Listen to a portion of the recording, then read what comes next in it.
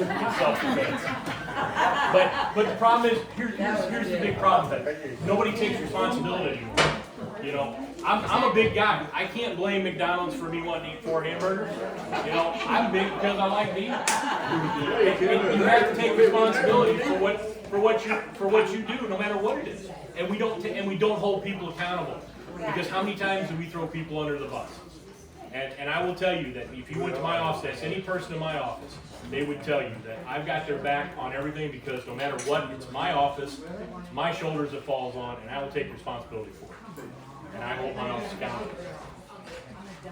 But how do you make lawyers and judges and... We have to get back to man upstairs.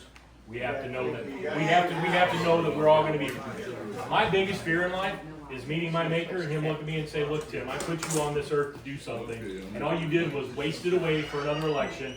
I want to hear those words that everybody wants to hear. Welcome home, good and faithful servant." That's what I want, and I fear God in that, and that's why I'm accountable. Can I add something to that? Your question about how do we, I should know this. Yeah. You said, how do we fix, you got the police officers going out there and arresting, but then you've got prosecutors and judges who aren't doing anything, and you're like, what do we do? You vote them out. All the power is within the voters. If it's a voted, elected position, the people have the power. There's not going to be a whole lot that a lieutenant governor or governor can do. And you got to vote them out, and you got to tell people. You got to open your mouth and tell people and talk as a community. Communicate. And you have to support those that are willing to do it, because unfortunately, what we're seeing, Chris and I have both witnessed this. I was not allowed to speak at one event because I didn't raise enough money. The same way with him. And we're out working harder than anybody to see everybody. And the people that are going to potentially win are the ones that have all the money. They're the ones that the media get the attention on, instead of the people who are actually running. And I grew up in a world that, hard work pays off. He was talking about a forum in Springfield. The criteria was you had to have raised an X amount of dollars, and they did not let him, even though he's doing more than any lieutenant governor candidate out there with visiting the people, talking to people, taking questions. I wasn't allowed to the KSDK governor's debate because I refused to let PACs back me, because I have my own money. I'm very fortunate. I'm self-funding most of it, but the other thing that the media is the problem. They don't give me a lot of attention because I'm not spending millions of dollars in mudslinging commercials 45 days before a primary either. But the media is a problem for everything. 100%. Why can't we make the media accountable? When they say one thing and it's something else and it's proven, why don't they have to pay? That's a great question.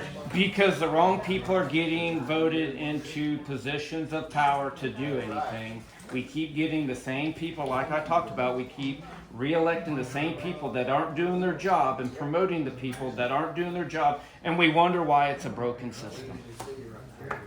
How do we keep our voting system safe? As far How do we keep that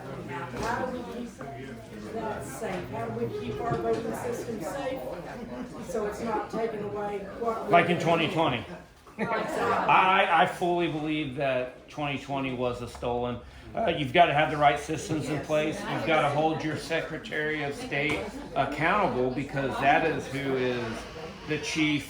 We all know Missouri was spot on, but it's happening everywhere. No, I agree with you, and I've seen the evidence. I'm very much a person where there's smoke, there's fire, and you got to show me the evidence, and I always thought it was stolen, but until I saw the evidence to where they compared the voter rolls and how the data was there.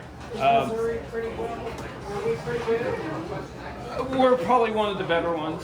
I will give Jay a lot of credit for pushing some things, but it could be better.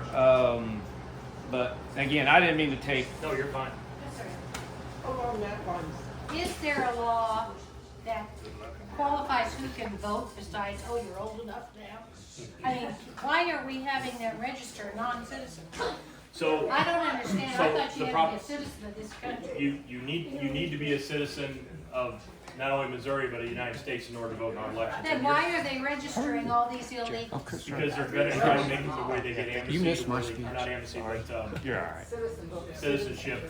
Office. Now, I will tell you, because you asked about, I'm a county clerk, so we deal with elections, all right? The voter rolls will never be clean. No matter what you do, they will never be 100% clean. People are always passing away, they're always moving in and out, you have people to register. I'm blessed, I have one person designated to take care of our rolls, and that's all she does.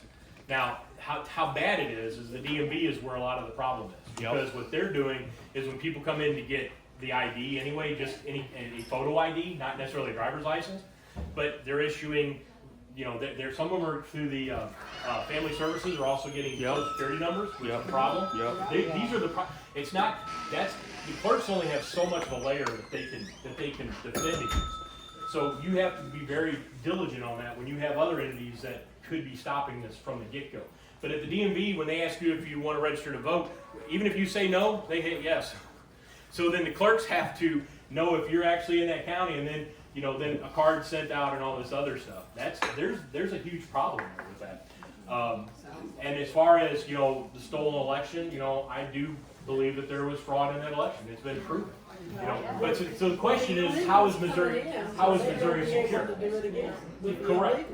That's right. But what you asked was how do we know we're secure? So one, mail-in ballots are absolutely terrible. Okay, mail-in was only designed for our military and for our disabled. That's it. But Missouri, at least you have to request one. You can't. We don't just send one out to everybody like they do in California and Colorado and about 10 other states. So you have to request it. My county has about 1,200 people on the permanent disability that we send the application. We send an application out to them. We don't send the ballot. They have to fill out the application, then they send the ballot back.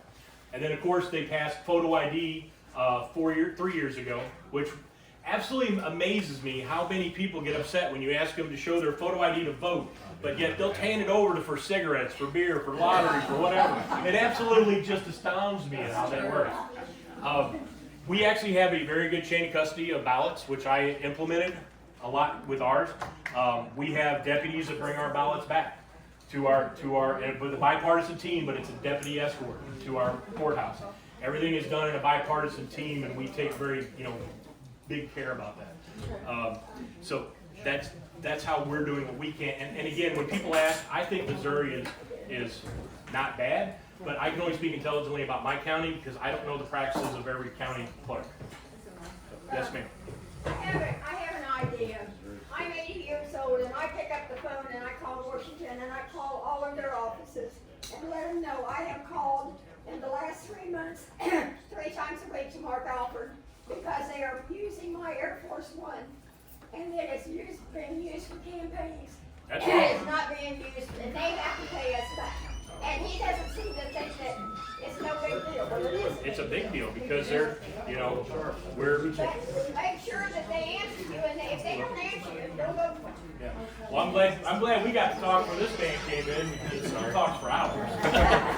Now, Will's a good guy. Give a lawyer a microphone. Is there any other question? Yes, ma'am. Yes, I want to let everybody know that Benton County, Susan Porterfield does an excellent job. I went in to get my mom to vote today, and she can't walk, so they came out to the car.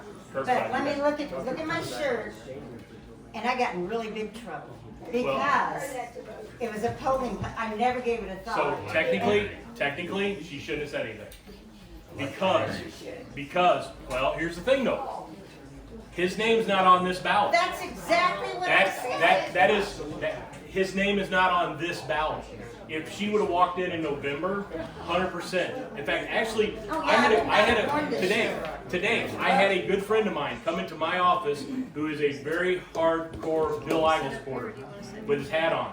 And the first thing I said to him when he walked in was, "You need to take that off and hide it." And he looked at me and he goes, "Oh crap," because that's the law. His name was on my ballot. Yeah, I get electioneering, I Yes. understand But that but totally. you can wear that shirt. But I like this shirt, he's That- not even on the You, ballot, if why can't I wear if their it? name is not on the ballot, I appreciate the job she's doing. Please don't Oh, misinterpret. she does a great job. And I agree with you on that. Right. But your answer is, or your question is that legal in this election? It Yeah, is. that's, I was like, okay. Nope, it is, well, yes. I have a question. What is the idea behind this? Everybody gets to vote early, like 2 or 3 months. So the statute, we've always had 6-week early absentee voting. Primarily, that was made for the military. Whenever we had to send ballots overseas, now they have the portal, now they have the portal, which is a little easier, but we're only allowed for them to use the portal if they're in a hostile zone. So if they're not in a hostile zone, we still have to mail the ballot to them. But that's why it was 6 weeks. Well, I'm talking about these states. I know I'm getting national. Why? I can't answer intelligently for any other state other than Missouri, I'm sorry. But Missouri state law allows us the 6 weeks early absentee. And then with the passage of 1878, which had the photo ID in it, that gave you the 2 weeks no excuse absentee, which is happening right now. I understand that. Yeah. I've got a question. When you go up and ask the city clerk for the voter roll, and you're refused, Did you fill out a request for it? There's an extra paper that you have to sign because you have to sign if you're going to sell that and if you're using it for campaign purposes. and also audit, financial audit, to show how much we're paying for the machines that they have. We didn't have machines before, now we have the machines that are counting votes. So they, And she told me no. there should be, you fill out, yeah. You fill out such a request, they have to, Either that or for you. sir. Either that or for you. But the only thing that they cannot give you on the voter rolls is if you wanted to just do a voter roll of the disability, that is against the law. That's a HIPAA violation. Well, I just looking at, to clean it up, I wanted to look and see, who's on there. So there are, So we can clean our voter roll. just see, I mean, we have to, you have to keep them on the roll. If somebody passes away, you have to keep them on the roll for 5 years. You can make them inactive. Inactive, but on there. But on there, but once that 5 years is up, then you can remove them. And who does it? County clerk. We purged 2,700 voters. Is there a certain window that happens? We do it January 2nd. All right, Peggy, it's on you.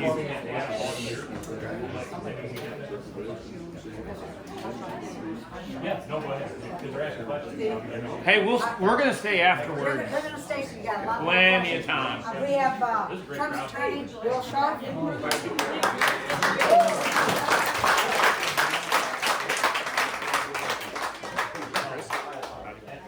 I got them warmed up for you. Good evening, y'all. My name's Will Sharp. I'm running to be your next Attorney General. Thank you. 5 days to go. It's been a long ride. You know, we've driven 55,000 miles now across the state of Missouri. We've been to just about every corner of the state of Missouri. Warsaw is one of our last stops. We've talked to people from big cities, from small towns, from literally all walks of life. And do you know the single thing not a single voter has told me? Not a single voter has told me that they are really happy with the way that Jefferson City is running this state. We have a deep-seated corruption problem in this state. We have a deep-seated problem with the way that, frankly, Republicans are governing this state. Missouri is a deep, deep red state. We voted for President Trump by 19 points. And yet, year after year after year, we see our Republican supermajorities and Republican statewide office holders failing to get good conservative stuff done. In the last 5 years, our state budget has doubled. Our State Department of Education spends over $10 billion a year, and their principal priority seems to be getting more and more woke stuff into every school district in the state. Crime is overrunning our streets. We've got a marijuana dispensary on every corner. We have a slot machine in every gas station. If this is what Republican governance has gotten us, what are we even voting for at this point?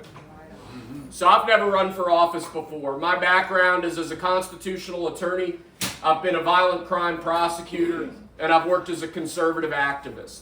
Currently, as most of you probably know, I have the distinct honor of being on President Trump's legal team. Thank you. You know, President Trump hired me and my colleagues, a team of Missouri lawyers, almost exactly 1 year ago. And a year ago, things looked really dark. They'd indicted him in 4 courtrooms, 4 different states. They were trying to seize every business he's ever started, every dollar he's ever made. They were even trying to kick him off the ballot in states across America, depriving not just him of his right to run for office, but each and every one of us and every American of our right to vote for a candidate of our choice. He's been indicted more. He always says Alphonse Capone. I've been indicted more than Alphonse Capone. So what are we going to do about this lawfare? Well, I'll tell you what. Can we do? I'll tell you what we have done. Okay. We've beaten it. In the last year, we have won victory after victory after victory for Donald Trump in courtrooms across America, including at the U.S. Supreme Court. On July 1st, we won our presidential immunity appeal. This was a case that everybody said was impossible. They called it a stalling tactic. They said we didn't have a chance of winning it. We won that case, and because of that today, the criminal cases against President Trump are collapsing. D.C. is going nowhere. Florida, the documents case that they said would be the end of Trump, even though Joe Biden and Hillary Clinton and Bill Clinton had done exactly the same thing. The Florida documents case has been dismissed altogether. Yeah. Georgia will be dismissed. Yeah. And this unjust jury verdict in New York, we've already pushed off sentencing by 2 months. I don't believe sentencing will ever happen. And that jury verdict will not stand because President Trump did absolutely nothing wrong. You know, it's... Yes, ma'am. I thought that there was a law that said the president is allowed to take papers. The Presidential Records Act. Yes. Right. Yes, ma'am. But Biden did it when he was vice president. And, I mean, it's like... Well, remember what Bob Hur, the special counsel, said. He said we couldn't prosecute Biden because any jury would look at him and say that he's a forgetful old man and wouldn't vote to convict him. And frankly, Bob Hur was right. We all saw on the debate stage, Joe Biden doesn't have the memory, you know, to do anything with any kind of culpable mens rea. But he's got the nuke codes. He has the nuke codes. Yeah. It's an absolute disgrace. It's a disgrace. But I'll tell you a quick story. Last December, we went up to the U.S. Supreme Court for the first time. And Jack Smith hired this lawyer named Michael Dreeben. Michael Dreeben was arguing that we should rush that D.C. case to trial, that D.C. case in front of a crooked D.C. judge. Michael Dreeben was Bob Mueller's legal advisor during the Russia collusion hoax. This is a deep swamp creature. And Politico, the D.C. magazine, wrote this article about how Jack Smith, the special counsel, had hired the greatest lawyer in the history of the Republic, this Michael Dreeben guy. And then they said that Trump had hired 3 guys from Missouri, me and 2 colleagues of mine. And they made us out to be the absolute fall guys in this story, as if how silly of Trump to trust his fate to these 3 guys from Missouri. Well, 2 days later, we beat Dreeben and Jack Smith 9-0 at the U.S. Supreme Court. Not so bad for 3 guys from Missouri.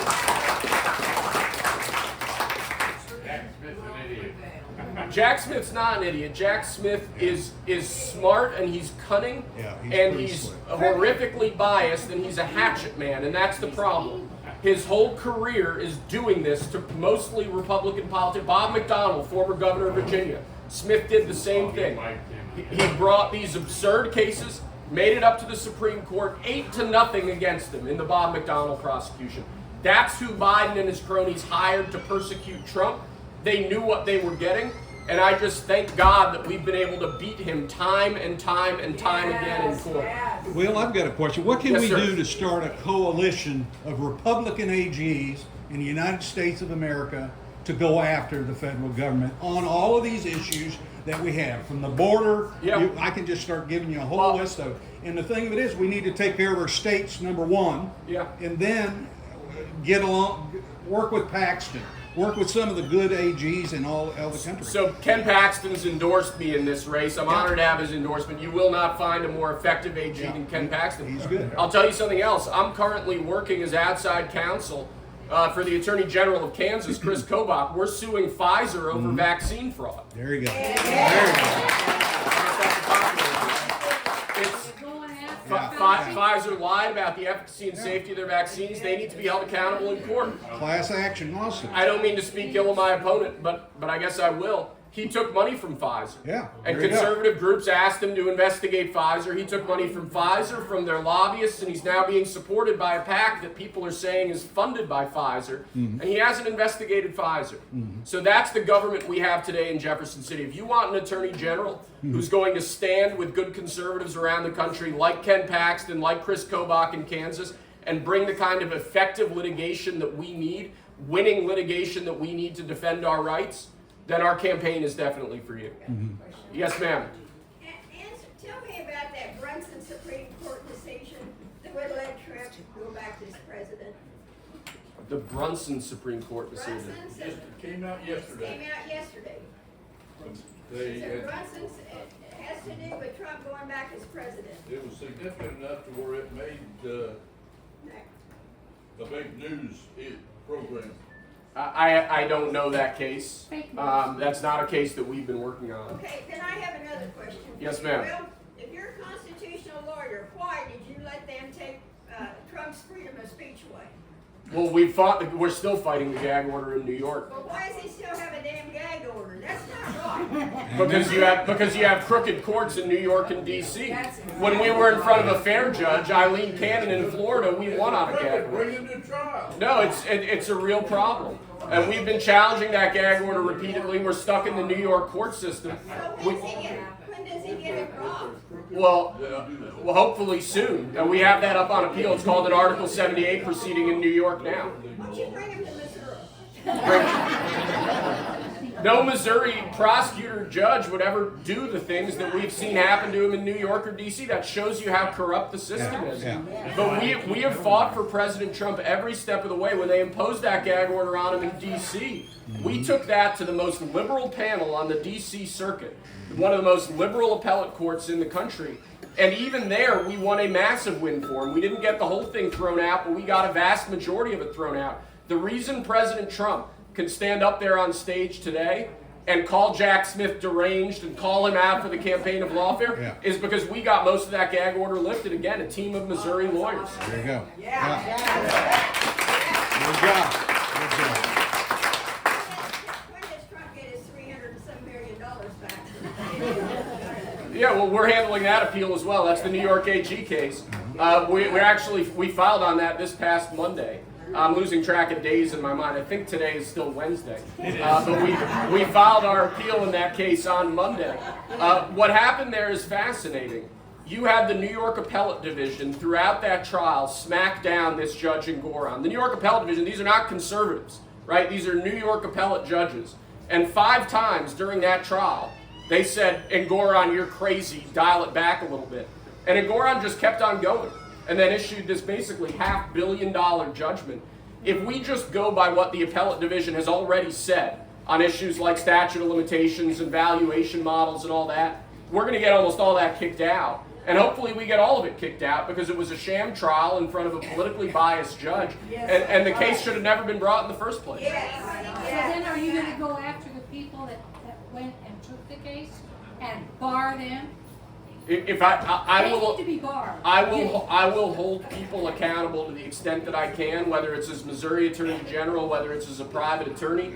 It's what has happened here is the greatest perversion of our legal system that we've seen in the history of our republic. It's absolutely disgusting, and I certainly hope heads roll. I'll say something else. You know, they set up Jack Smith's office and they called it a special counsel's office, and they pretended that it was independent.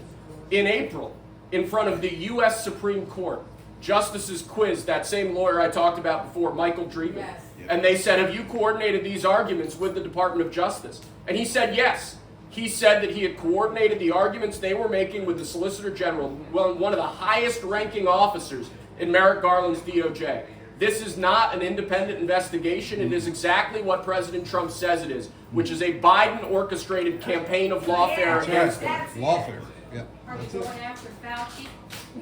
I'm suing Pfizer. I don't have the power to sue Fauci right now. Fauci needs to be in prison for what he's done. Yeah. People in this country I have think- nerves. I have doctors that will swear to it. He has perjured himself numerous times in front of Congress. So why is he free? because no prosecutors have gone after it. Yeah. They're afraid. A lot of the prosecutors. Sorry, I'm trying to get out of the way. I didn't mean to. Good to see it. Prosecutors go after You're just gonna be in the way no matter what, Jay. Guys, I'm not your attorney general yet. I'd love to do a lot of this stuff, but you have to elect me first. Missouri, we eat grapes, it's like York Republican and mine. Yes, ma'am. I was just going to stand up and give a speech, but I get the feeling this is a rowdier crowd than that, and I love it. Yes, sir. I'm a member of Missouri Shooter Alliance, 70-year member of the National Rifle Association. I said you're a Jefferson City, you're a constitutional warrior. Will you defend the Second Amendment as it is written? Absolutely, sir. The reason I'm wearing this vest, even though it's about 100 degrees outside, is I concealed carry every day, frankly, because I get death threats every day for representing President Trump. The Second Amendment is the most beautiful guarantee of rights in our entire Constitution. The Second Amendment says, not only is our government going to promise you that it won't become tyrannical, the Second Amendment is our constitutional founders promising us that if our government does become tyrannical, we will have the ability to resist it. There's no other country in the history of the world that's made that promise. The Second Amendment is the absolute linchpin of freedom in the United States. We lost the Constitution. It's everything, and look at what the Biden administration's done. The ATF pistol brace rule. They took 40 million lawfully owned firearms, and from one day to the next, without Congress passing a law, without anything, just said they're illegal, you're all felons now. That's what we're up against with the left. That's why we need conservative lawyers who know how to fight and win protecting our rights, and that's why I'm running to be your next Attorney General. 100%. Yes, ma'am. Yes. With all the illegal immigrants coming into our country, that, you know, there's terrorists coming in with them. Yeah. And without any real government right now, I'm so scared of the next 6 months, or actually till November, of what can happen next. Yeah. And I don't know, I even have nightmares about it, but he can tell you. But we all need to have that Second Amendment right. You know, what if something happens within our country with the terrorists here right now? Yeah. That's the whole point. And we all need to be prepared to protect ourselves. Yeah. In more ways than one. Yeah, look, the illegal problem, it's a problem here in Missouri. We have 70, 80,000 illegal immigrants living in Missouri today. Jefferson City's done nothing about the problem. We don't have laws like Iowa or Texas or Arizona that make it a state offense to be here unlawfully. That's the sort of thing that would give local and state law enforcement the tools to actually address the illegal immigrant problem. We don't have laws on E-Verify to prevent illegals from getting jobs here. We can do a lot more at the state level, and I'll tell you something else. As your next Attorney General, when you think about the illegal immigration problem at the border, and when you think about illegals being trucked all over the country, it's left-wing dark money nonprofits that are funding this stuff. It's Soros's network, it's the Tides Foundation, it's Arabella Advisors. As AG, under Missouri nonprofit law, we'd have the jurisdiction to investigate these groups for breaking the law, for misrepresentations, for all of their lies. That's something I'm deeply committed to doing. That's something we can do here in Missouri that would have tremendous national impact on the illegal immigration issue. What about the deal with ActBlue and all the illegal money launderers for them? I didn't hear what you said, sir. I'm sorry. ActBlue? Yeah, ActBlue needs to be investigated We immediately. got one attorney general going after him now. Jason Miaris in Virginia, a good friend of mine. Yeah, look, every AG in the country should be investigating ActBlue. It's what they're doing. You know, WinRed, I have a buddy of mine, American citizen who lives abroad, and he tried to contribute to my campaign on WinRed. And because his IP was from a foreign country, they kicked him and wouldn't let him do it. ActBlue, they'd keep asking him for more and more and more money. I mean, the left has set up this system to allow for potentially hundreds of millions of dollars of illegal foreign money to flow into our election system, and nobody's holding them accountable. I mean, this is just a fundamental weakness with the Republican Party of today, that they fight dirtier and dirtier and dirtier and ignore every rule in the book, and we're scared of our own shadows. That's got to change, otherwise we're going to lose this country, and I hate to say it, we may lose this country forever. Until we get our elections fixed, we've got legislators up in Jeff City that have done nothing for our election system. Yeah. We've got corruption in Missouri. especially St. Louis and Kansas City. The big cities is where most of it's going on. And then we've got the House has done not one thing to fix any election. Not a single bill has been passed. I think they had the act, what was it, the Voter Act thing that went through here just recently to work. But they did, it went to the Senate, and so until we get our elections fixed, it's making us tough to put guys like you in, because you know what, if our vote doesn't count, you can talk all day long and I go cast my vote and it doesn't count. Where are we at? Yeah. Raise your hand if you think the 2020 election was stolen. Oh, yeah. These are real problems with our elections. The book I recommend to everybody, even liberals, is Molly Hemingway's Rigged, which just lays out comprehensively how the left weaponized COVID to steal the 2020 election. Fascinating book, really well done. I've worked with Molly on a previous book of hers. We need to understand what the problem is. And the problem is the left is willing to lie, cheat, and steal their way to win elections. And that's been true going back to 1824. That's right. This is built into the DNA of the Democrat Party. Here in Missouri, I think we need to be verifying our voter rolls. We need to make sure that every voter on the rolls is lawfully there. People move, people die, voters remain on the register, and some of those people who aren't actually there are going to end up voting. I think that's a real insecurity we have. Do you guys know about the Raffensperger case in Georgia? Ongoing federal litigation over the machines there? So last year, an Obama-appointed liberal federal judge named Amy Totenberg issued a summary judgment order in this Raffensperger case in Georgia, saying that the Dominion voting machines used in 2020 and 2022 in the state of Georgia were so insecure from a cybersecurity perspective that their use constituted a federal civil rights violation.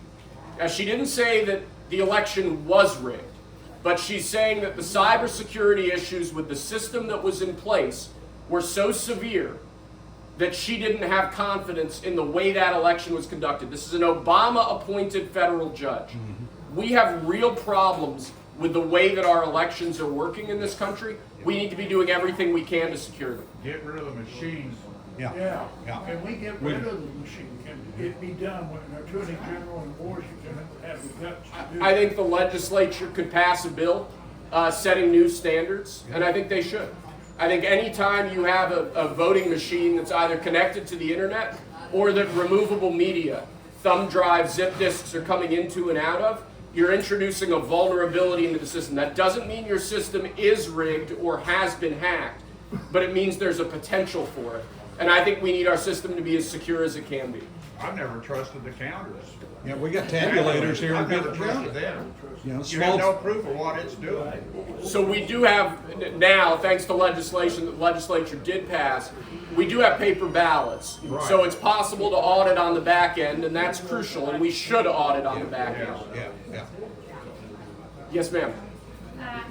I'm really sorry to interrupt. I can hear you perfectly. That the state of Missouri considers me disabled. I have brain tumor. I have zero hearing in my ear. And when there's background noise, I can't hear anything.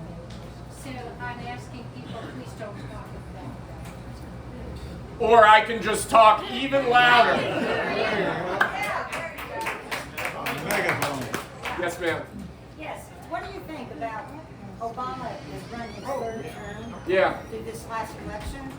And if Kamala wins, 4 terms. have his 4th term. He's like FDR. He's trying to destroy our country from the very beginning when he was a president. It's funny. And it's just continued on and on and on, and it gets worse and worse and worse. And people are afraid to stand up and say anything about it, just like the assassination attempt. Do you know what every previous president did as soon as they left office? I think other than John Quincy Adams. They left Washington, D.C., except for Barack Obama.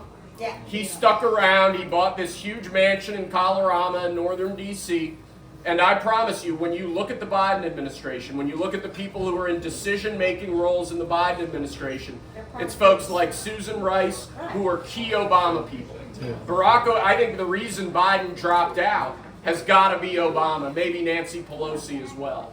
So we are looking at a situation. Well, she wants her nephew as vice president or president down the road, so that's Nancy. Who does? Oh, Pelosi does? Yeah. Newsom. Governor of. Oh, yeah, Gavin Governor of Newsom. California. Newsom. That ain't That's happening. my. I'm jealous of Gavin Newsom's hair. He's got great hair. Since I started this campaign, I've been balding at an alarming rate. So. Are we sure Biden Looking is good. alive? Are we sure Biden is alive? I think he's alive. I think he's in rough shape. I don't think he's up to being president. Well, you remember his brother gave out that deal on the internet saying he's going to spend the last time he had with him. In Vegas. I didn't see that. Yeah. Yeah. Wow. They need to prove he that put a he's post alive, but I think he's dead, and they've got an imposter. Yeah, I mean, All of it's, a sudden, he's taller. I saw that on, I think on Facebook. That's been for 4 years. He's taller, he's shorter. They zoomed in on the back of his head, It's different. and it was a mask pulled up. You could see the zipper. Yeah. So he has been impersonated all 4 years. Yeah. We're gonna give Will a chance to stop and have Shane Schuler speak, then we have Jay Ashcroft. Afterwards, when they're done talking, you all have a chance to be one-on-one with Can I have 30 seconds to wrap it up? Guys, my promise to you is that if I'm elected your next Attorney General, I am going to represent each and every one of you and defend your rights to my fullest ability. I have a proven track record of winning in court, including at the highest levels. I have a proven track record of building teams of conservative lawyers who have gone out and done incredible things. All the lobbyists and all the special interests in Jefferson City are lined up against our campaign because they're scared of the reckoning that we're going to bring to Jefferson City. The only way we're going to beat them, the only way that we're going to win, is if conservatives all across the state of Missouri in the next week stand up and let themselves be counted. So I am begging you, don't just stay in your own family, in your own community. Be vocal, be active, insist that we elect conservatives up and down the ballot next Tuesday. Thank you all so much for having me.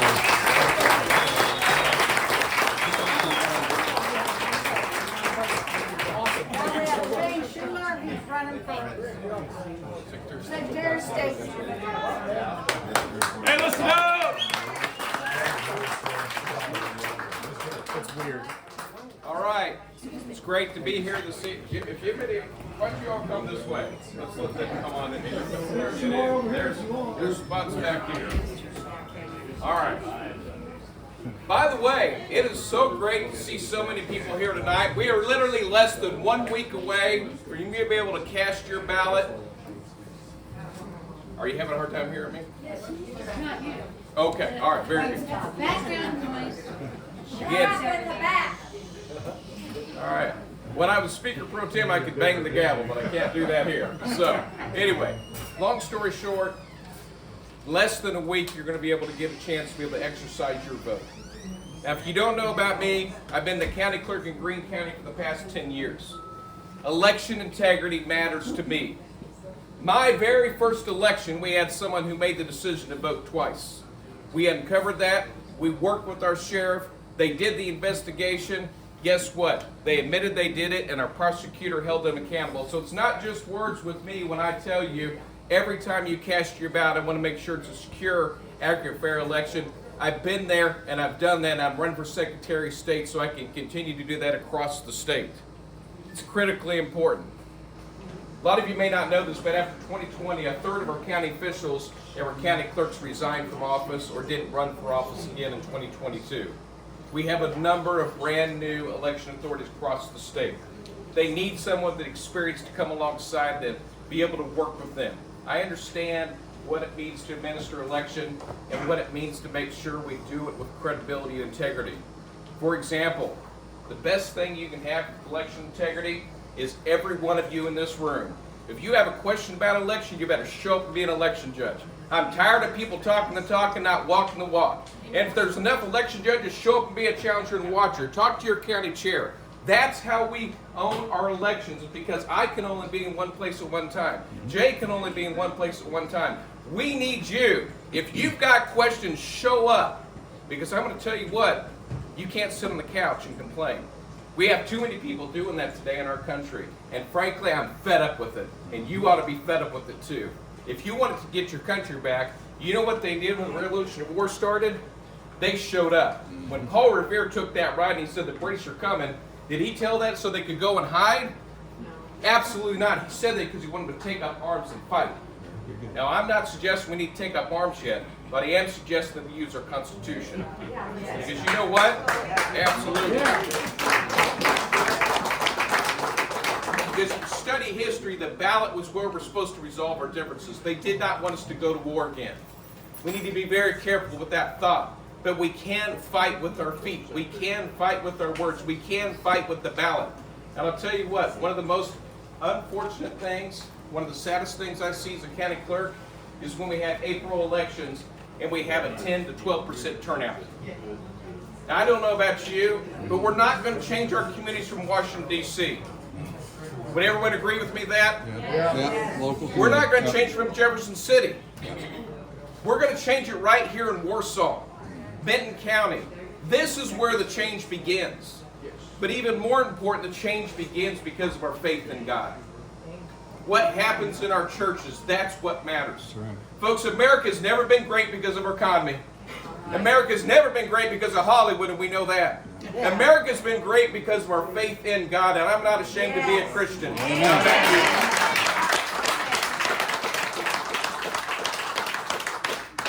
Folks, when we show up and we vote, we make a difference.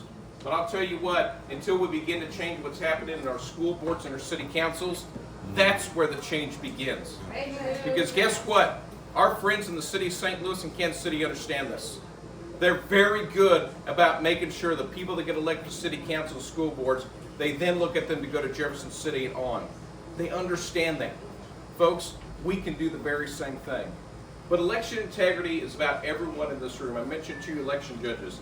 And when the election integrity bill was passed in Jefferson City, one of the things that I did, that I wanted to make sure we got done, was many of you may not know this, but we have a real challenge in the bigger cities and the more rural areas of having real bipartisanship. If you go to the city of St. Louis and Kansas City and St. Louis County, you have a hard time finding Republicans to serve on election day. If you go to rural Missouri, they have a hard time finding Democrats. So as an election official, you have to have people there. If your county chair doesn't provide it for you, you have to fill those positions. But one of the things I did was I got the barrier removed where you no longer have to get permission from your election authority to go to another county. As your Secretary of State, what I want to do is pick up the phone and call our state party chairs, call the county chairs and say, we know there's not enough Republicans in St. Louis, we know there's not enough Republicans in Kansas City, let's see who can go. If we go to rural Missouri, we know there's not enough Democrats, let's get them there. Because I can tell you, election authority, I see bipartisanship work in Greene County. It absolutely does, because you have two people, opposite political faiths, working together. Now somebody asked a great question, I'm going to head straight into it. We don't trust the machines. I don't trust the machines, right? Yeah. But do you know the history of hand counting? How many know the history of hand counting in our state? Will does. Pendergast. I know Jay does. How many know Tom Pendergast in Kansas City? Yeah. How many of you know that Harry Truman got elected to the U.S. Senate on hand counting fraud? Yeah.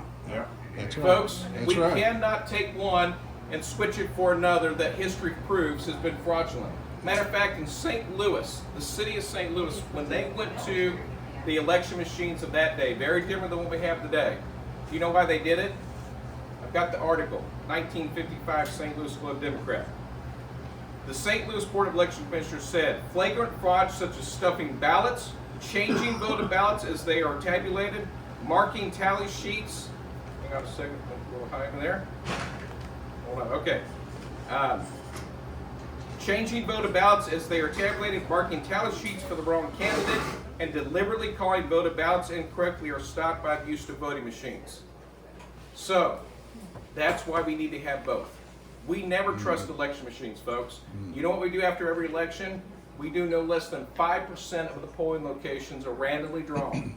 We then go do a hand count of a statewide race, whether it's for example, Senate, or whether it's, for example, governor or lieutenant governor. Those are randomly drawn. Then we randomly draw a legislative race. We do one for the Missouri General Assembly or for Congress. We then do one for the judiciary contest on the ballot. We then also do one for an issue, and then we do one for the county. Now, folks, that's where you can come and be part of that. But you know you can come observe those hand counts. You can come be part of those hand counts. That's where we get the integrity of elections intact. I've had one vote outcomes, I've had ties. I've never had a hand count overturn the machine count. But I know it can happen. Machines could be programmed wrong. Potentially they can be hacked. Matter of fact, I was glad Will mentioned it. We never let any of our media sticks, which is USB, we never let them touch the internet. Matter of fact, on election night, when we upload the results from our computer that's never been hooked to the internet, we don't use that stick again until it's been cleaned. We do not infect our network with the internet. The machines, I made sure before I purchased them, they have no Wi-Fi connectivity. So you don't have to be concerned about that, because that's something in Greene County we made sure to get done. Those are important things. And then what Will says, we have the paper ballot. So if something happens where it's programmed wrong, and that's happened, you go in and you hand count them. I had a race for a state legislative seat, less than 0.5% difference back in 2020. You know what I did? I called our county chairs, I called the candidates, and I said, you can come watch and be part of every part of the process until we know we have to have a hand count, and then once we have a hand count, you can come be part of that. We had our party chairs call their people from both parties. They came together during COVID, and literally for an entire day, we hand counted that entire race before we certified it. We didn't board up the windows like you saw in other states. That's not what happened. We let the public come, and they could come up and watch. They didn't have to stand 30 feet away. We've got some good election laws. Can they be better? Yes, I'll talk about that in a minute. But overall, guess what happened when I certified the election? No questions. Because people were able to be part of it. That's what transparency and accountability is part, is everyone in this room being part of that. I know how to do that. I know how to lead and make sure people are part of that. But there's improvements we can make. Did you have a question for me? Yeah, are you going to change it from an open primary to a closed primary? Always been for a closed primary. Thank you, sir. I believe in the closed primary. Yeah. You It's bet. open. I never have liked that because I know what happens. And when I was in the That's legislature, why we got Alfred. I was the odd man out. They didn't like me for it, all right? Yeah, So, yeah, but I yeah. believe in a closed primary, absolutely. yeah, And it will save us money. Yeah. As an election official, I have to order a lot more ballots because I don't know which ballot the people are going to choose when they come to vote. Yeah. So it will save us money too. Yeah. So that's critically important. Yes. I have a question about questioning the results.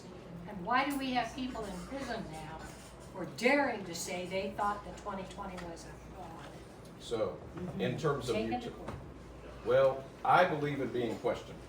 I'm better when I'm questioned. I tell people, don't trust me. I want to be questioned. But I understand there's people that don't like to be questioned in our government. That's a problem. That's arrogance. We need to How allow can they people take them to have- court on it? How can they? I'm not familiar with the exact case. You're talking about January 6th, or you're talking about something different? Both January 6th and things after. Where people, I can speak to you about the electors and all that, man, if you want. We can talk after Shane's done. It will never happen in Missouri. It's wrong. Alternate electors have been allowed in the past. This is the federal government using their heavy hand to go after conservatives. And Okay, we'll talk about Arizona that. and other states. That's it. that's what I wanted to know. Absolutely. They went after them and they had no cause, and they had no law backing them. And yet, some of those people still are. Still in prison. So, Are we allowing that? Are we just standing back and no, saying? it's like Secretary Too Ashcroft bad, said. too bad. You have to have people who have the spine who will stand up and say no. That's right.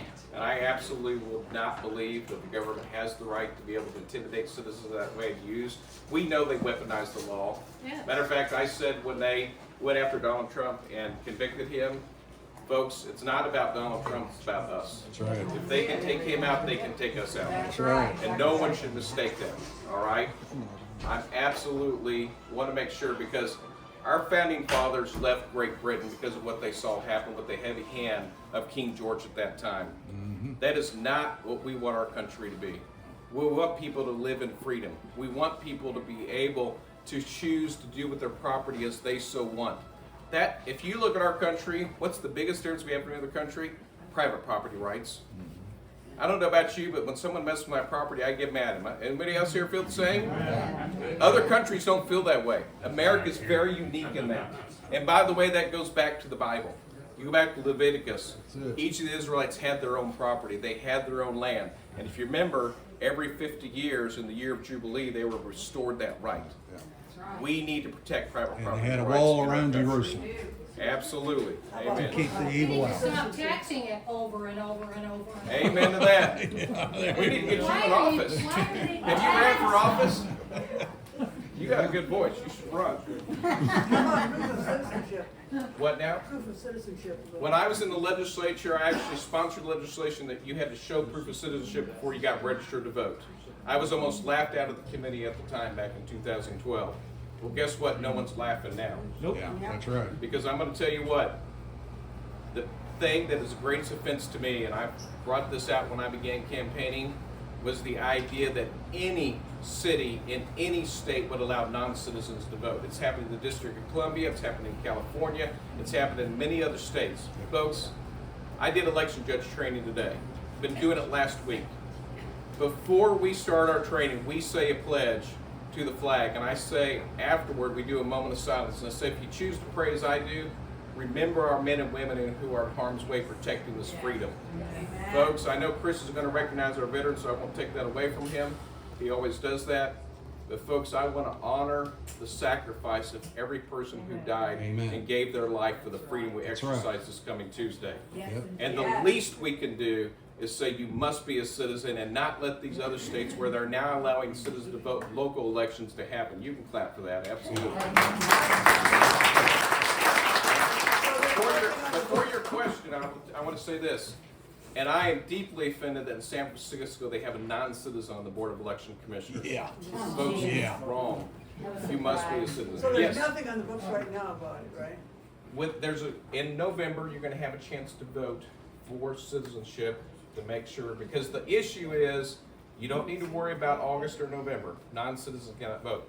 The problem is some cities have now voted to allow people to vote in local elections in other states. That's what we need to stop, and that's the purpose of that. Yes? I was able to ask Mr. Baker this question. I'd like to ask you. I'll get with Mr. Trump here afterwards, okay? What do you consider the top 3 problems for the state of Missouri? The top 3 problems: spending. That'd be the first right problem. Now, and problems, issues in the state of Missouri that need to be addressed. Well, spending. I mean, they're using our dollars to spend. I don't know about you, but I want a limited government. Right? I have a guy take care of the roads, take care of the utilities, and I even question the mail now because I can't even get a letter when I send it through U.S. Postal Service, right? Limit the spending. I think the other issue that we've got to begin to look at, and other people begin to talk about it, is the child trafficking, the sex trafficking. Yes. It's a major issue. They've lost 85,000 kids that came across the Absolutely. Lost. I remember years ago, we were at Cracker Barrel with my kids. They were out of a 44 in Springfield. And my children, when they were younger, Johnny and Dorothy, they went around the corner where I couldn't see them. I'm going to tell you what, I had a panic attack because I knew how quick someone could grab them and be on 44 and gone. Folks, between I-70 and 44, I'm telling you what, in 49 now, 55, there's way too much taking place. And folks, I'm going to tell you what, as a Christian, we have a right to defend our family and our communities, and we cannot let that happen in our state.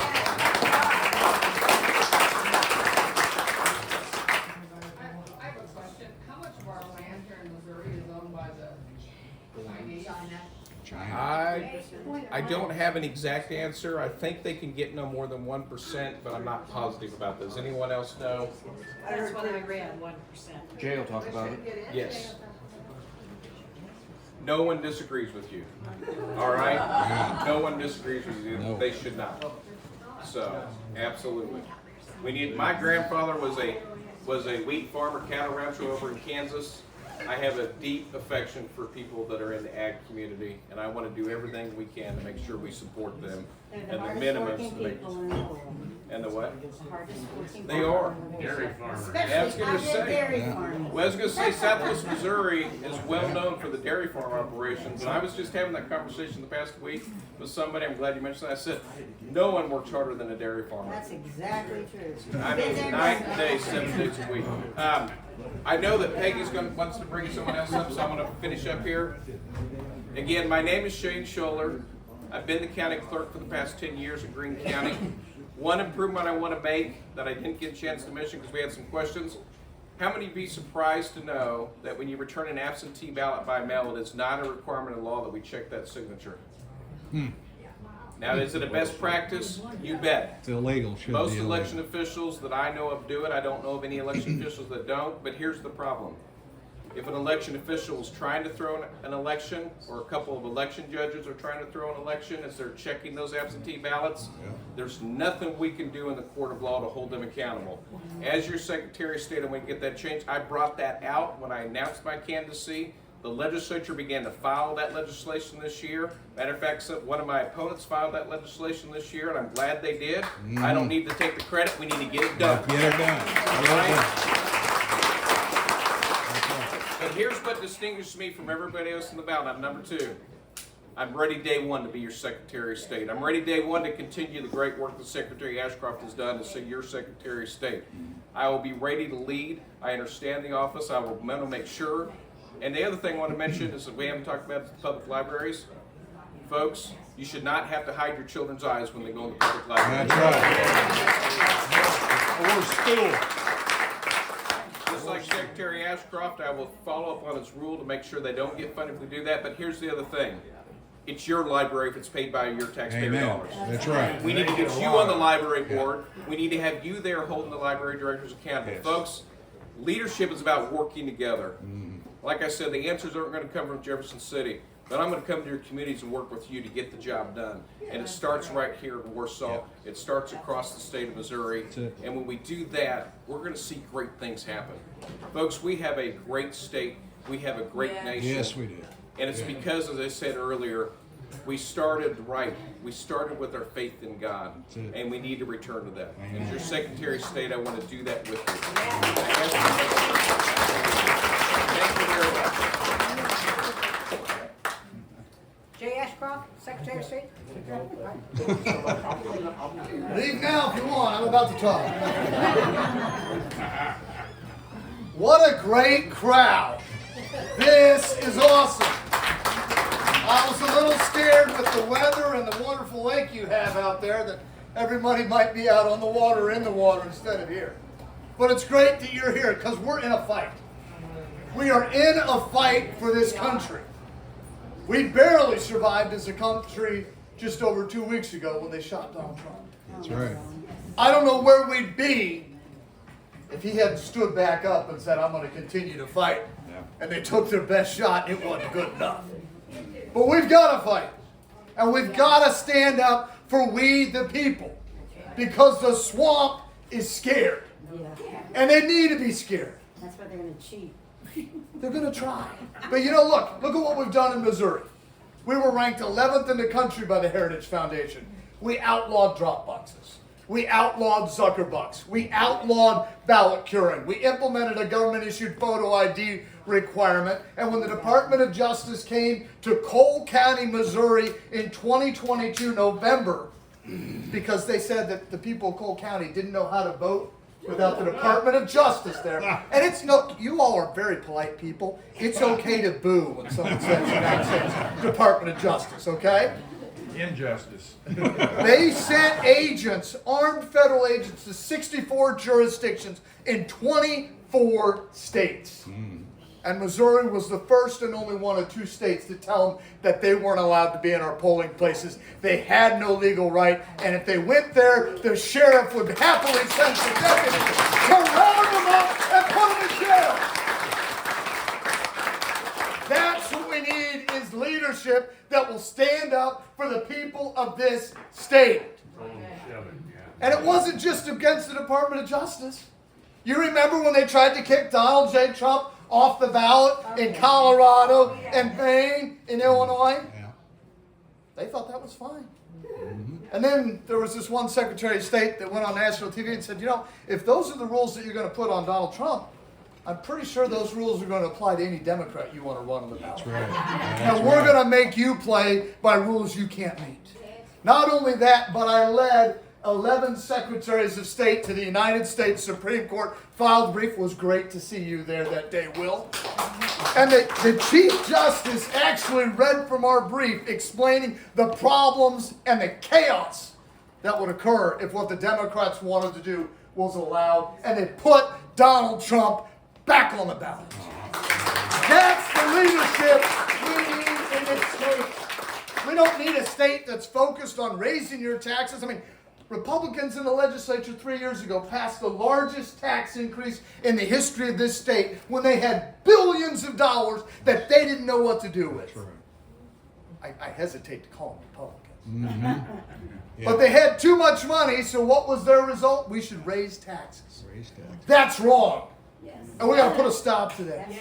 We have supermajorities that claim to be Republicans in Jefferson City, and yet they ballooned our budget, virtually doubling it in the last 6 or 7 years. It's gone up by over $20 billion. Billion dollars. Anybody here actually feel like you have twice as good a government from the state level that you did 6 or 7 years ago?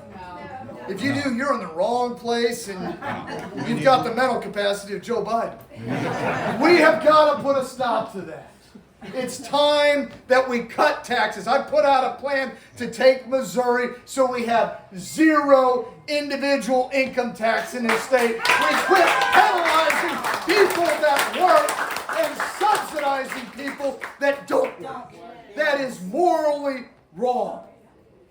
Why else do I want to get rid of the individual income tax? It's $8.5 billion that I think you all can spend better than our state government. And I think it's time, instead of the people of this state having to tighten their belt, we take a chainsaw to the budget of the state of Missouri and get them out of the way of the people of this state. But how are you going to do that? Great question. One thing I've noticed about politics, they say, I'm going to do this, but they never concretely say, this is how.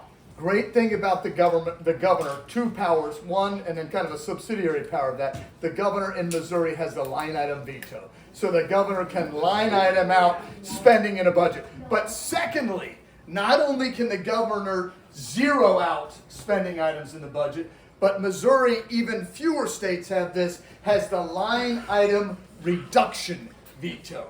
So if there's a program that we actually have to spend some money on, but they want to spend a lot more, the governor can say, nope, we're not going to spend all that. We're only going to spend this much on it. But some people say, how do we have the money? A, I don't think I want to make up the money we lose from the income tax, because I don't think the problem is the government having enough money. I think the government's taken too much money. We have a spending problem. But let me prove to you we can do it. I said that the budget has increased by over $20 billion in the last 6 years. Let's be fair. Half the budget is federal funds. So let's cut that $20 billion in half and just get rid of $10 billion. We still have $10 billion. And you know how much our individual income tax brings in after refunds and everything? I'm going to say $8.5 billion. Actually, last year was 8.2, but 8.5 is a little bit more of a round number. Doesn't take an engineer, which I happen to be, to realize that $10 billion is greater than $8.5 billion. We have seen other states do it. There are 8 other states that are moving to do that. Yes, ma'am. Hasn't it also been shown that if you cut taxes, like we would have more money to pay on goods and services, that's going to generate more state income tax? It's been shown time after time that we the people know how to spend our money more efficiently and better than the government does. And if you look at other states, look at what's happened with Tennessee. They're eating Missouri's lunch in population growth and economic growth because they've had the leadership to stand up and say, let's unleash the potential of the people instead of restricting it with government oversight. Yes, and we can get rid of the 12.5-cent gas tax, which was the largest tax in the history of the state. And I actually believe the governor can do that by one line item veto in the budget. Because that tax... How'd that start with, Jay, when we all voted it down twice? Actually, it was about 3 times if you go back a couple more years. Lieutenant Governor Kehoe believes that he knows better how to spend your money than you do. So we vote and say no. And so they went ahead and ignored it, and they used this little legal fiction, if you will. They said that this violates the Hancock Amendment. But what they did was they said, well, it's going to not violate the Hancock Amendment. I don't mean to get in the weeds. because we're going to let people get a refund on it if they turn in their receipts. You know, you're supposed to keep your receipts for 3 years? That was crazy. And thermal print receipts ain't going to last a year, much less 3 years. But it's only constitutional with the rebates. So if the governor zeroes out the ability of the Missouri Department of Revenue to give rebates on it, I think it becomes unconstitutional and gets thrown out. So I believe I can get rid of it entirely without the legislature, and that's what I want to do. What else do I want to do? I want to put parents in charge of education.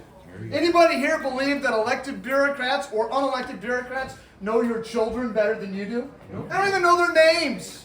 And they want to indoctrinate them with ESG and DEI and baloney like that. Fewer than 25% of Missouri 8th graders are proficient in both math and reading. That's horrendous. Terrible. Our quote education system is training kids to be dependent upon government. Yes, ma'am. And whatever happened to teaching history, American history? That's not taught anymore. And you know, like when we were in school, we had to pass the Missouri Constitution to go to high school. We had to pass the American Constitution to go to school.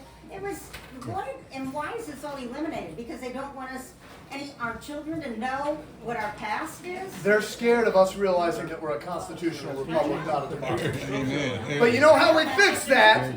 We fix that by taking the money for the children's education, the money that would go to the local public school for your child. We put that into an account for the parents to decide how it's used. If you've got a good public school that works for your child, it goes there, it's the tuition. If you want to send your child to a private school, that money can be used as you direct. If you want to homeschool, that money is for you to use for homeschooling.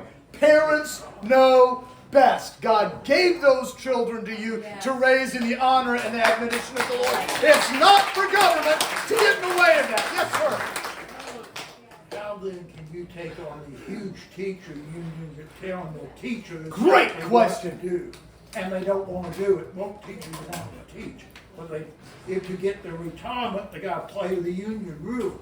Well, you also got to teach them the standards, the national standards.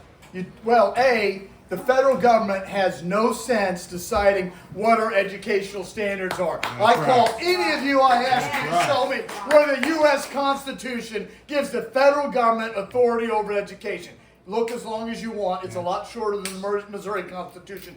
It ain't there. Now, dealing with teachers. Great, I shouldn't point at you, I don't mean to be rude. Great question. I'll use multiple fingers, hopefully that's better. What we do is, there's a corollary to giving parents control of education. Not only do you control the money, and you can make sure your children are being taught what you want them to be taught, the values that you believe in, you can make sure that your children are being taught at different schools. If you have kids like mine where, well, this school's good for the first one, but the second one needs a little bit different, you can make that decision. But this will actually empower, anybody here sell insurance? And I'm not going to make fun of it, okay. In insurance, people talk about people that have a book of insurance. They have people that come to them and they buy their insurance from them. And they can go from one insurance brokerage to another and say, are you going to support me the way you should? Because all these people are going to buy insurance from me, whether I'm down at Bob's, or I'm at Phil's, or I'm at Jane's. When parents control the money, who are you going to care about? Are you going to care about the superintendent? Are you going to care about the principal? Or are you going to care about your child's teacher? You're going to care about the child's teacher. And what we're suddenly going to see is teachers are going to be able to go to the administration and say, these 20, 25, 30 children, their parents want me to teach them. Their dollars are following me. So are you going to provide the discipline we need in this school so that I can teach these children? Are you going to make sure that the dollars I bring in get to the classroom to actually teach the children? Because if you aren't, the school 3 blocks down the road will.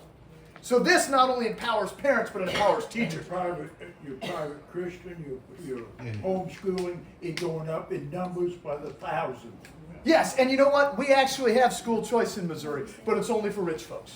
And we need to make it for everybody. Yes. Go ahead. Did I answer it? I think you, okay. Yes, ma'am. And it starts with us for voting on our level here for the school board. One of the guys said, on these elections, we don't go out and we vote because you don't think it's a big election.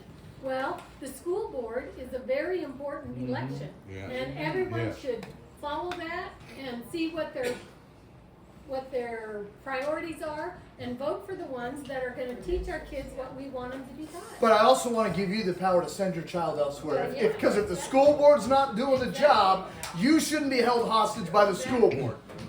Mom or dad, in my family, be mom. You should make that decision. Yes, ma'am.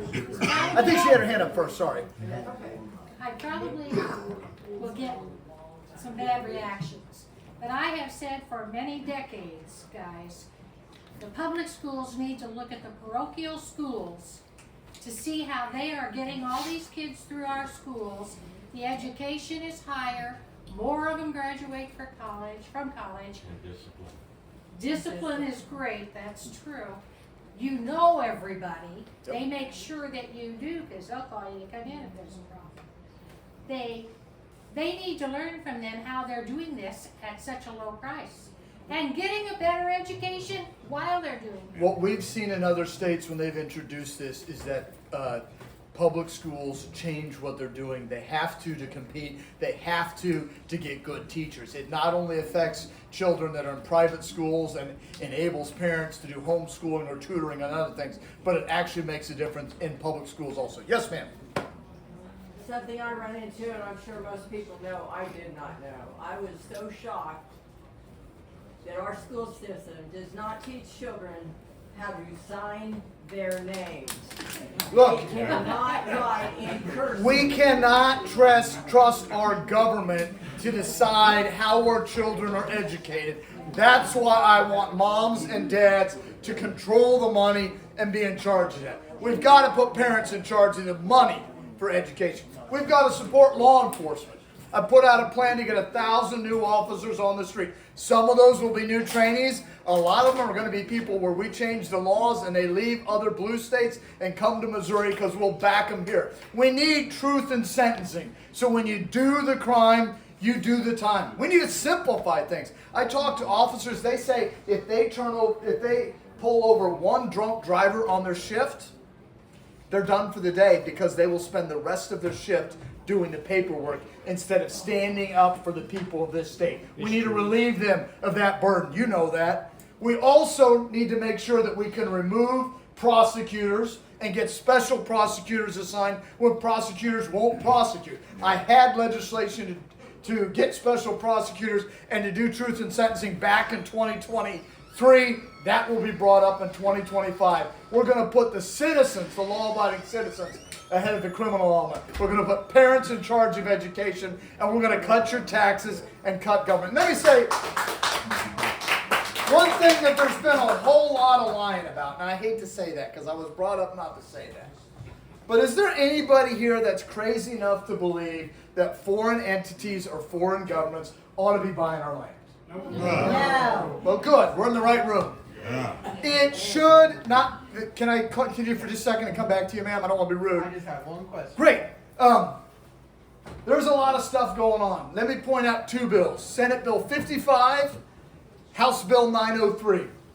Senate Bill 55 would have prohibited any ownership or purchase or ownership of land or lease in this state by foreign entities. The Senate refused to let it get out of committee. House Bill 903 would have prohibited China, North Korea, Russia, and several other countries from buying any land in our state. It passed the House. It was bipartisan, which kind of scared me. Made it to the Senate. And our state Senate amended it to allow any foreign government to buy any land they want in our state. And they could even use it for genetic research on human beings and livestock. Don't take my word for it, because you're going to hear a lot of stuff that just ain't true. House Bill 903, look at Senate substitute for 903. There were 5.5 pages, 6 pages, the very last paragraph. They had a lot of good stuff at the top, but they said, we're not going to allow it. Very last paragraph, they said, well, the stuff we said up above notwithstanding. And they actually amended it in to specifically allow foreign governments to buy our land. And let me tell you, if a candidate will lie to you when they're a candidate, you cannot trust them when they're in office. Yes, ma'am. Yeah, you're on the same subject I've been wondering about. Other countries don't let people buy the land.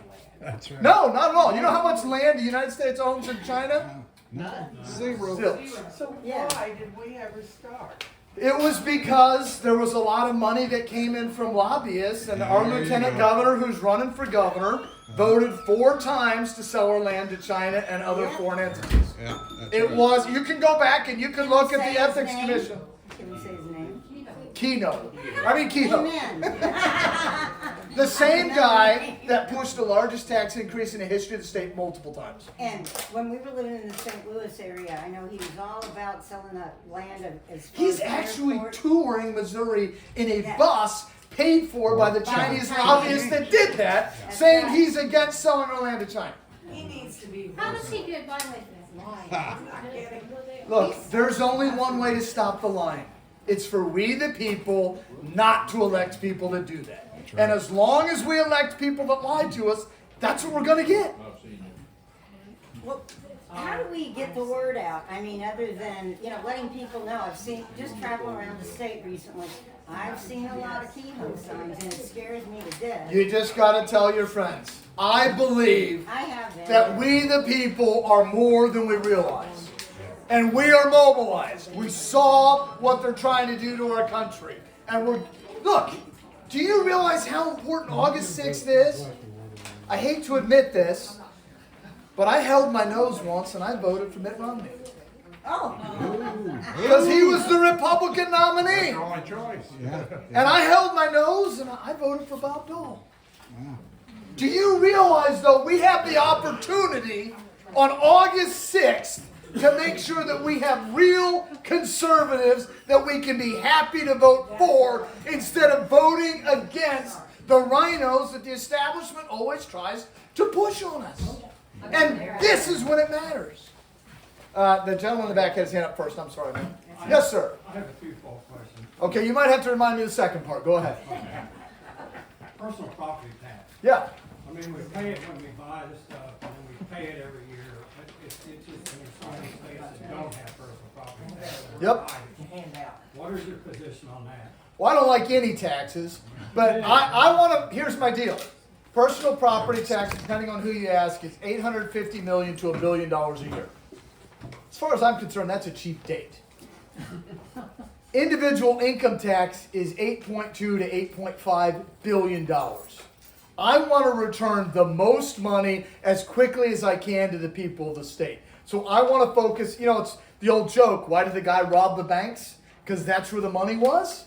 Let's look at where the funding for the government is, and let's start returning that to the people. I don't like personal property tax, but I can either give you back maybe $1 billion, or I can give you $8.5 billion. Which would you prefer? I mean, we'd like to do both, but you kind of got to do one and then the other. My second question is, we all know that all the campaign ads, you all can't be liberals, you all can't be buying property from China, you all can't be, each one of you, with all due respect, are attacking the other one, saying this and this and this and this. I'd like to point out, I didn't start it. I waited until the others had done it. And I'm the only one, if you go to my website, I've got a red print where I actually lay out policy, not just buzzwords. I voted for you for Well, I should shut up before I change your mind. The only concern I have is I saw a clip, I don't know how it was edited, Yeah. or anything like that, but can you clarify your statement that was on this clip about veterans? Yeah. We have this thing where politicians use veterans every couple of years, and they talk about special things they want to do for veterans. But they don't actually follow through on the commitments they've made. I believe we need to first and foremost follow through on the commitments we made for health insurance. And it was supposed to be free. And we need to follow through on the commitments we made for mental health. We need to follow through on the commitments we made for veterans homes, where we have veterans that are waiting 2 or 3 or more years to get into a home. And do you know what's going on right now? The lieutenant governor is our veterans advocate for the state. His budget has increased by about $60 million. It just so happens that according to the Jefferson City News Tribune, the newspaper, and the budget numbers that I've seen, that our veterans' homes are being underfunded by about $60 million right now. So right now, if we don't change that, we're going to have to shut down a veterans home. So what I'm saying is, we need to take care of those people and meet the responsibilities that we promised them, and trying to point out that the people in the legislature, I'm not one of them, have consistently been underfunding the benefits that we provide them. Now, there was a second thing that came up. And they said, well, gee, the veterans don't have money. We shouldn't make them pay taxes. And I said, well, A, I don't think we should make anybody pay taxes. But you know what we ought to do? We ought to pay them what they deserve. That's right. We have active duty individuals with families that are on public assistance. They've signed a blank check to Uncle Sam. Now, not all of them put their lives on the line, but they offered to.